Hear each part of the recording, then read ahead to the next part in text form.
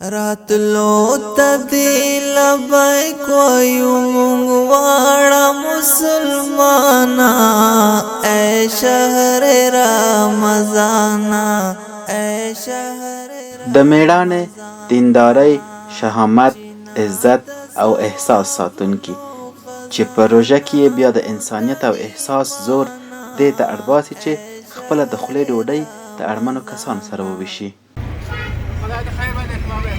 بسم الله الرحمن الرحیم وبه نستعین. ګرانو هیوادوالو،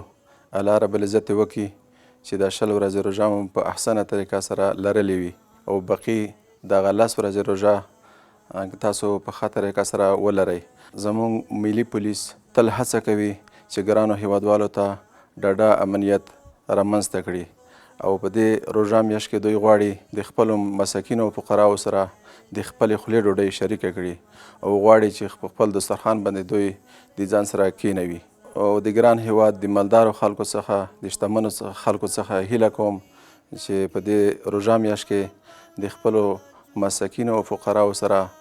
مرسته وکړي ترڅو د دوی لاسنیوی وشي، د دوی مشکلات حل شي. افغان ملي پولیس د دې ترڅنګ چې په هیواد کې د عامه امن او نظم ټینګښت، د جرمونو سره مبارزه او د خلکو د سر او مال ساتل پر غاړه لري، د روژې په میاشت کې د هر وخت نه ډیر خپل امنیتي خدمتونه خلکو ته وړاندې کوي او په دې لار کې نه ستړي کیدونکي هلې ځلې کوي. د ملي پولیسو ټولې څانګې لکه امني، سرحدي، عامه امن، د اوروژنې پولیس، د روغتیايي څانګې پولیس، ځانګړي پولیس، ترافیک پولیس او نورې څانګې هڅه کوي چې د روژې په مبارکه میاشت کې د ناداره او مسکینو کسانو لاسنیوی وکړي او د خپلې خولې ډوډۍ ورسره تقسیم کړي. بېوزلو ته د روژه ماتي په تیارولو کې